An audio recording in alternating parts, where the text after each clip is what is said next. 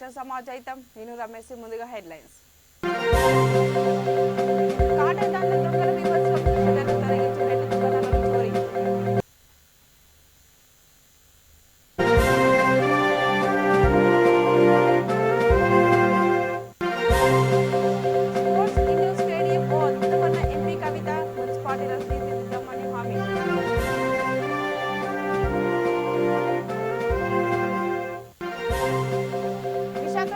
జాతీయ రహదారిపై ప్రమాదం అక్కడికక్కడే భార్యాభర్తల మృతి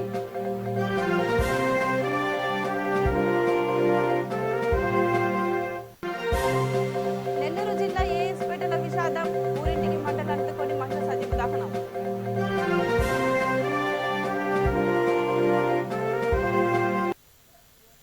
ఇక డీటెయిల్స్ లోకి వెళ్తే హైదరాబాద్ శివారు ప్రాంతమైన కాటేదారులు దొంగల బీభత్సం సృష్టించారు. గణేష్ నగర్ లోని Shivaganga rice store RS centre Pfizer దుకాణాల్లో చోరీకి పాల్పడ్డారు. తాళాలు వేసి ఉన్న షట్టర్లను తొలగించి లోపలికి ప్రవేశించిన నిందితులు 50,000 రూపాయలు ఎత్తుకుపోయారు. పోలీసులు సీసీటీవీ దృశ్యాలు పరిశీలిస్తున్నారు. ఈ విషయాన్ని డిటెక్టివ్ ఇన్స్పెక్టర్ రాజేంద్ర గౌడ్ వెల్లడించారు. కేసు విచారణలో ఉంది.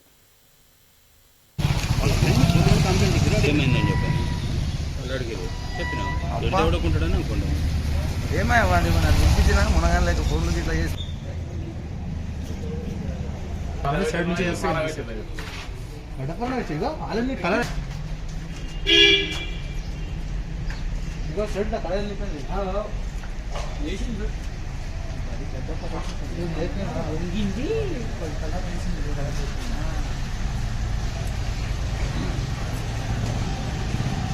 అది మనం బంద్ చేసినప్పుడు తీసింది వీడియో.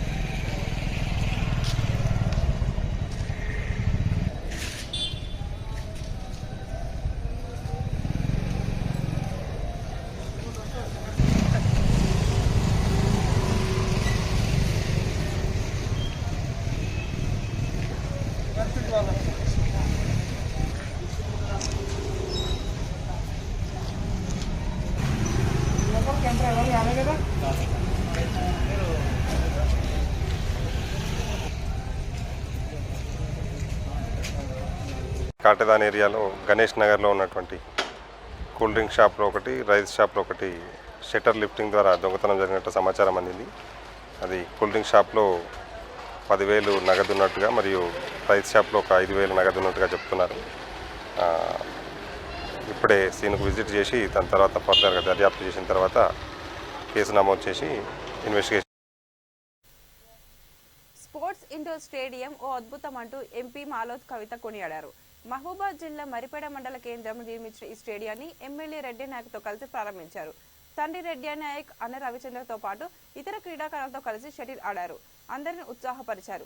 సీఎం కేసీఆర్, మంత్రి కేటీఆర్ సహాయ సహకారాలతో మున్సిపాలిటీలను అన్ని రంగాలలో తీర్చిదిద్దామన్నారు. ఈ స్టేడియంలో అన్ని రకాల సదుపాయాలు అందుబాటులో ఉన్నాయన్నారు.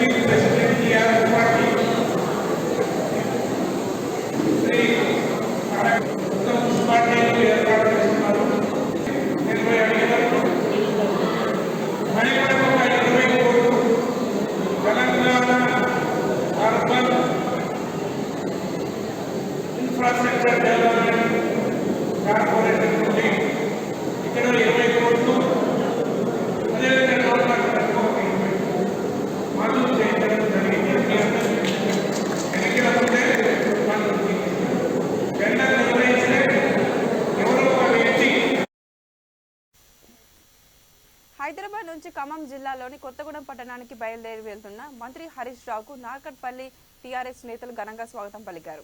ఆయన వెంట అధికారులు ఉన్నారు.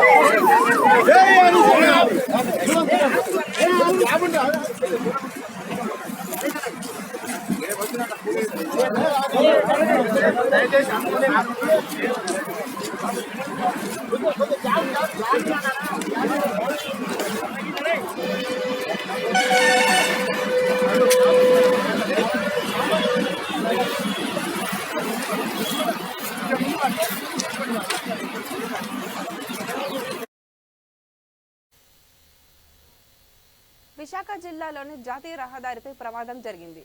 అనకాపల్లి మండలం ఉమ్మలాడ వద్ద ఓ ద్విచక్ర వాహనాన్ని కంటైనర్ లారీ ఢీకొట్టింది.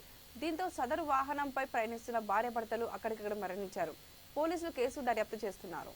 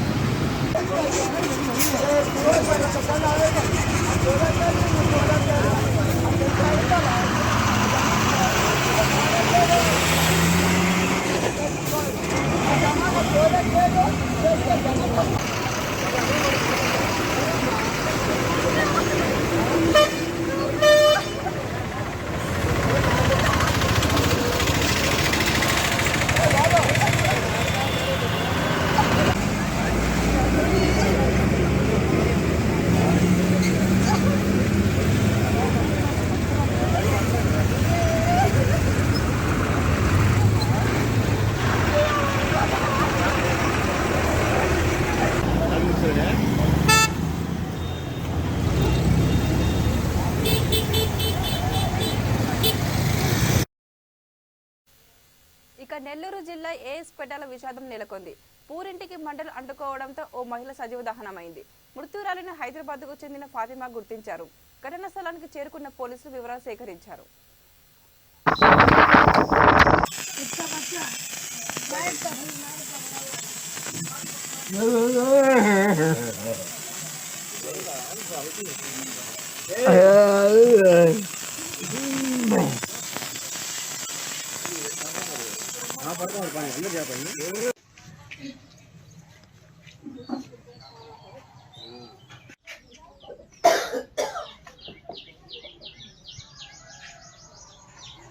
ఐదు నిమిషాల తర్వాత చేస్తా. నీకు ఉదయం కరెంట్ ఉంది సార్.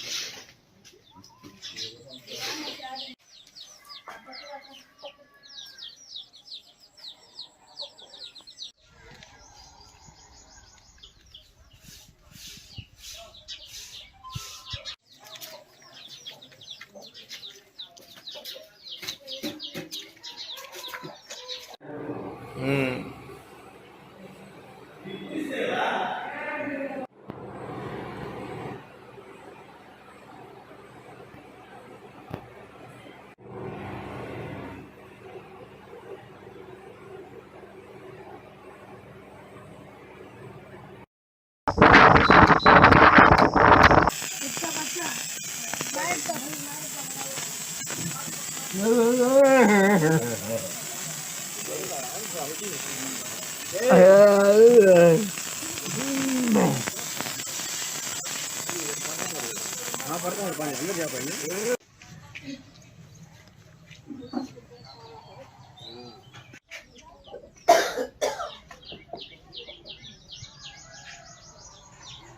నిమిషాల తర్వాత చేస్తా నీకు ఉదయం కరెంట్ ఉంది సార్.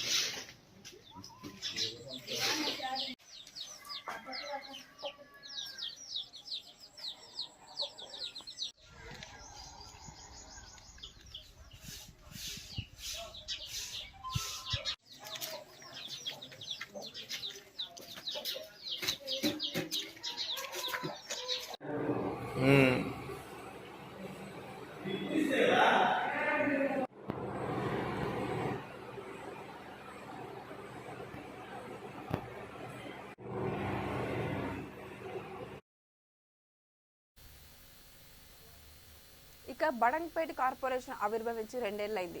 పార్టీలకు అతీతంగా అందరి సహకారంతో ముందుకు సాగుతున్నట్టు మేయర్ చెప్పారు. 65 కోట్ల రూపాయలతో అభివృద్ధి కార్యక్రమాలు చేపట్టామన్నారు. ఇందుకు సహకరించిన ప్రతి ఒక్కరికి కృతజ్ఞతలు తెలిపారు.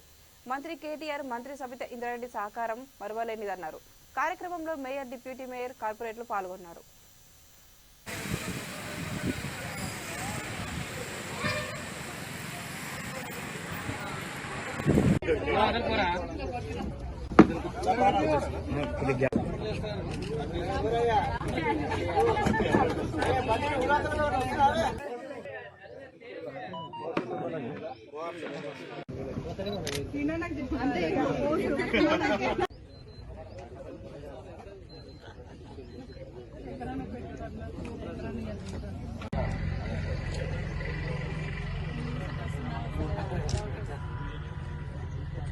బడంగ్పేట్ మున్సిపల్ కార్పొరేషన్ కొత్త పాలకవర్గం ఏర్పడి 2 సంవత్సరాలు పూర్తి చేసుకొని 3వ సంవత్సరంలోకి అడుగు పెడుతున్న సందర్భంగా గౌరవ డిప్యూటీ మేయర్ గారితో పాటు గౌరవ కార్పొరేటర్లందరికీ కూడా ముందుగా శుభాకాంక్షలు తెలియజేస్తున్నాను. ఈ యొక్క పాలకవర్గం మన గౌరవ మంత్రివర్యులు సబితమ్మ గారి ఆశీస్సులతోటి, అట్లా గౌరవ ముఖ్యమంత్రి గారు కేసీఆర్ గారు, కేటీఆర్ గారు చొరవతోటి 2 సంవత్సరాలు పూర్తి చేసుకున్న సందర్భంగా మరి బడంగ్పేట్ను దినదిన అభివృద్ధి చెందేందుకు ప్రయత్నిస్తూ బడంగ్పేట్ కార్పొరేషన్లోని అన్ని పార్టీలకి అతీతంగా అందరూ కలుపుకొని సోదర సోదరీమణులాగా భావిస్తూ ఈ యొక్క అభివృద్ధికి సహకరిస్తున్నటువంటి మా కార్పొరేటర్లందరికీ కూడా హృదయపూర్వక నమస్కారాలు తెలియజేస్తున్నాను. ముందు ముందు కూడా జరిగే కార్యక్రమాలన్నిటి కూడా ఇట్లాగే అందరు కోఆపరేట్ ఉండాలని, అందరు కోఆపరేషన్ మాకు అవసరం అని చెప్పేసి కూడా భావిస్తూ మరి బడంగ్పేట్ అభివృద్ధి ధ్యేయంగా రాష్ట్రంలోనే 2వ కార్పొరేషన్, జిహెచ్ఎంసీ తర్వాత అతిపెద్ద కార్పొరేషన్ అయినటువంటి బడంగ్పేట్ కార్పొరేషన్కి 130 కోట్ల అంచనాలతోటి ఈరోజు పలు అభివృద్ధి కార్యక్రమాలు తీసుకోవడం జరిగింది. స్టేట్ ఫైనాన్స్కి సంబంధించి 14th ఫైనాన్స్కి సంబంధించి, ఎల్ఆర్ఎస్కి సంబంధించి, పట్టణ ప్రగతి నిధుల నుంచి, అట్లాగే జనరల్ ఫండ్స్ నుంచి కూడా కలిపి 130 కోట్ల అభివృద్ధి తీర్మానాలు చేయడం జరిగింది. దాంట్లో మొత్తం 65 కోట్ల వరకు పనులు కంప్లీట్ చేయడం జరిగింది. ఇంకా 64 కోట్ల అభివృద్ధి జరుగుతుంది, ఇంకా ముందు జరగబోయేది ఉంది. కాబట్టి గౌరవ కార్పొరేటర్లు అందరూ కూడా ఏకతాటిపై ఈ అభివృద్ధికి సహకరిస్తున్నారు. అంతేకాకుండా మన బడంగ్పేట్ మున్సిపల్ కార్పొరేషన్ ఒకటే కాకుండా పక్కనున్న మున్సిపల్ కార్పొరేషన్లకి అనుసంధానంగా మరి ఇరుకైన రహదారులను వెడల్పు చేయడానికి, అట్లాగే ఒక డివిజన్ నుంచి ఇంకో డివిజన్కి సంబంధించిన లోక కళ్యాణార్థం కర్మన్ఘట్లో గీత జ్ఞాన యాగం నిర్వహించనున్నారు. నిర్వాహకులు మొగుళ్లపల్లి ఉపేందర్ గుప్తా బ్రోచర్ను ఆవిష్కరించారు. రామకృష్ణ ఆనందగిరి ఆశీస్సులతో బ్రహ్మశ్రీ ములుకూర్ల రాజేశ్వర శర్మ పర్యవేక్షణలో 3 రోజుల పాటు ఈ యజ్ఞం కొనసాగుతుందన్నారు. భక్తులంతా పాల్గొని విజయవంతం చేయాలని కోరారు. యాగశాల ప్రదక్షిణం, మహాగణపతి పూజ, నాట్య కచేరీ, ఆధ్యాత్మిక ప్రవచన ఉంటాయని ములుకూర్ల రాజేశ్వర శర్మ చెప్పారు. జనవరి 28, 29, 30 తేదీలలో మహావైభవంగా జరగడానికి ఏర్పాట్లు చేయడం జరిగింది. ఇంత మహత్తరమైనటువంటి కార్యక్రమం జరగడానికి మూలము మా గత యజ్ఞ నిర్వాహకులే. 1, 2, 3 ఈ విధంగా వచ్చి 1872 జరగడానికి వాళ్ళ ప్రోత్సాహము, సహృదయ దాతల యొక్క ఔదార్యం. ఎందుకు యజ్ఞాలు చేస్తున్నాము? యజ్ఞం అంటే ఏంటి అంటే యజ్ఞాద్భవతి పర్జన్యా, పర్జన్యాదన్న సంభవాత్. సంవత్సర కాలం నుండి కరోనా అనేటువంటి మహమ్మారి ఎంత పీడిస్తుంది, భయానికే చాలామంది భయపడుతున్నారు. కరోనా కానీ, ఒమిక్రాన్ కానీ ఇత్యాది. కానీ గత సంవత్సరము మా లక్ష్మీ కన్వెన్షన్ యాజమాన్యము శ్రీనివాస్ గుప్తా గారి ఆధ్వర్యంలో జరిగినటువంటి కార్యక్రమంలో కరోనా నివారణ గురించి కాశీ క్షేత్రం నుంచి ప్రత్యేక వనమూలికలు తేవించడం జరిగింది. ఆ వనమూలికల ద్వారా వేసిన తర్వాత ఆనాటి నుంచి ఈనాటికి వచ్చినటువంటి వీళ్ళందరూ కూడా ఉన్నారు. ఎవరికి కనీసం జలుబు కూడా చేయలేదు. ఏమండి, జలుబు కానీ జ్వరం కానీ ఏది రాలేదు. ఈ సంవత్సరము నైమిషారణ్యం నుంచి ప్రత్యేక మూలికల తెప్పిస్తున్నాము. రేపు జరిగే ఈ కార్యక్రమానికి ఎంతోమంది రాజకీయ ప్రముఖులు, మేధావులు, అందరికంటే నాకు బాగా ఇష్టమైన వాళ్ళు ఎవరంటే నా భక్తులు. అమ్మవారు బట్టి ఆ అమ్మవారి భక్తులు అధిక సంఖ్యలో పాల్గొని ఈ కార్యక్రమాన్ని అమ్మవారిని దర్శించి తరించి అమ్మవారి యొక్క అనుగ్రహాన్ని పొందాలని. రేపు లోక కళ్యాణార్థం 1872వ శ్రీ సర్వ సౌభాగ్య దేవిత్రయ గీతా జ్ఞాన మహాయజ్ఞాన్ని బ్రహ్మశ్రీ మురుకుట్ల రాజేశ్వర శర్మ గారి నేతృత్వంలో పర్యవేక్షణలో కర్మన్ఘాట్లోని లక్ష్మీ కన్వెన్షన్లో మన అత్యంత మహిమాన్వితమైన ఈ యజ్ఞాన్ని నిర్వహించడం జరుగుతుంది. ఈ కార్యక్రమం 3 రోజులు రాష్ట్రంలోని ప్రజాప్రతినిధులు, ఎమ్మెల్యేలు, ఎమ్మెల్సీలు మరియు మంత్రులు, ఎంపీలు, ఇతరత్ర మహాయోగులు మరియు స్వామీజీలు ఈ కార్యక్రమానికి విచ్చేస్తున్నారు. ప్రజలందరూ ఈ కార్యక్రమాన్ని తిలకించి వీక్షించి ఈ యజ్ఞంలో పాల్గొని. ఇక నర్సాపురం జిల్లా ఏర్పాటు కోసం అఖిలపక్ష కమిటీ ఆధ్వర్యంలో బంద్ నిర్వహించారు. వర్తక వాణిజ్య విద్యా సంస్థలను స్వచ్ఛందంగా మూసివేశారు.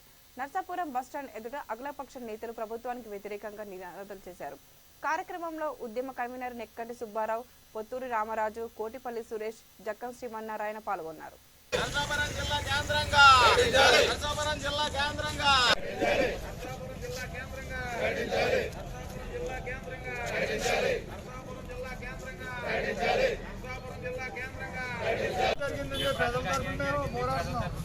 ప్రజలకు అన్యాయం జరిగిందండి. నర్సాపురాన్ని జిల్లా కేంద్రంగా పోలీసులు కేంద్రంగా నర్సాపురం జిల్లా కేంద్రంగా నర్సాపురం జిల్లా కేంద్రంగా నర్సాపురాన్ని జిల్లా కేంద్రంగా నర్సాపురాన్ని మాట తప్పాడు నర్సాపురాన్ని జిల్లా కేంద్రంగా ప్రకటించాలి. నర్సాపురం జిల్లా కేంద్రంగా నర్సాపురం జిల్లా కేంద్రంగా నర్సాపురం జిల్లా కేంద్రంగా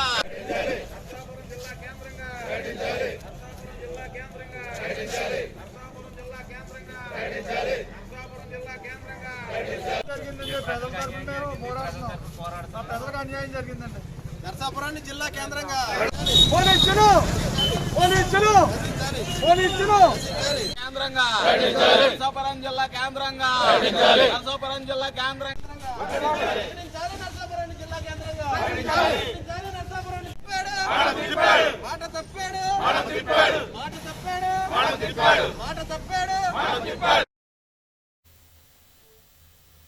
ఇక ఉస్మానియా విశ్వవిద్యాలయంలోని హార్ట్స్ కళాశాల వద్ద ఓ విద్యార్థి ఆత్మహత్య చేశాడు. ఉద్యోగ నోటిఫికేషన్ వెలువడకపోవడంపై తీవ్ర ఆగ్రహానికి లోనైన సదరు విద్యార్థి ఇలా చేశాడు. దీనిని గమనించిన పోలీసులు అతనిని అడ్డుకున్నారు. అరెస్టు చేసి స్టేషన్కు తరలించారు.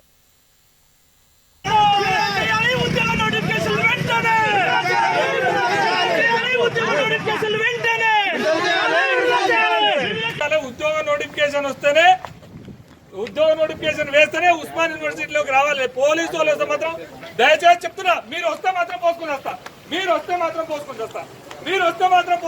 పోలీసులు చెప్తున్నా, పోలీసులకు చెప్తున్నా, మీరు కోఆపరేట్ చేయండి. మాకు ఉద్యోగ నోటిఫికేషన్ పోలీసు వాళ్ళు ఎవరు వచ్చినా ప్లీజ్, ఇది మీరు ఇక్కడికి వేస్తే మాత్రం ఆత్మహత్య చేయడం చూడాల్సి వస్తారు. పోలీసులు చెప్తున్నా, నేను కావాలంటే మేము మాకు నోటిఫికేషన్ వేస్తే యూనివర్సిటీలోకి రమ్మను. మీరు దయచేసి చెప్తున్నా, ఉద్యోగ నోటిఫికేషన్ వేస్తేనే ఎవరైనా ఇక్కడికి రావాలి. ఏం ముఖం పెట్టుకొని వస్తారు యూనివర్సిటీకి? ఎంతమంది కావాలి రోజుకి?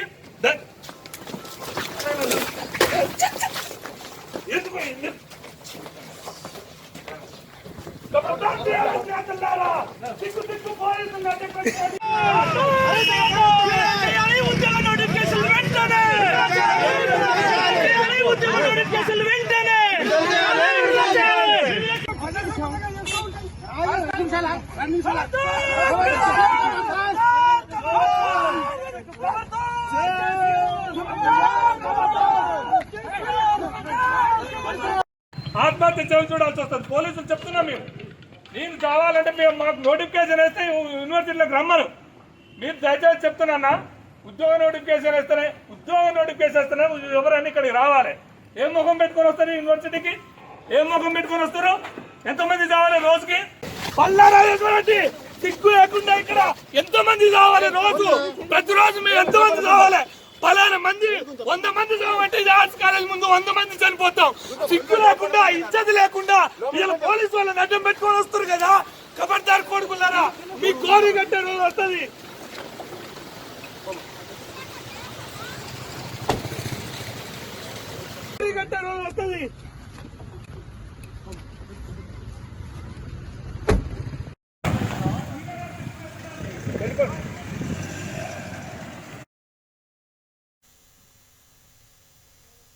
ఇక బులెటిన్ ముగించే ముందు మరోసారి హెడ్లైన్స్.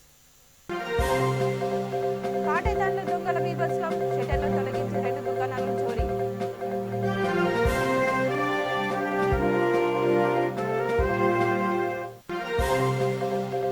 స్పోర్ట్స్ ఇండోర్ స్టేడియం ఓ అద్భుతమైన ఎంపీ కవిత, మున్సిపాలిటీలను తీర్చిదిద్దామన్న హామీ.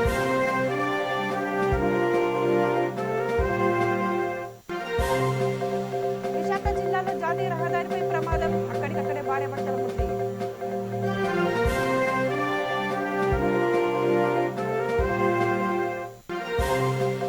నెల్లూరు జిల్లా ఏఎస్పేటలో విషాదం, ఊరింటికి మంటలు అంటుకొని మహిళ సజీవ దహనం.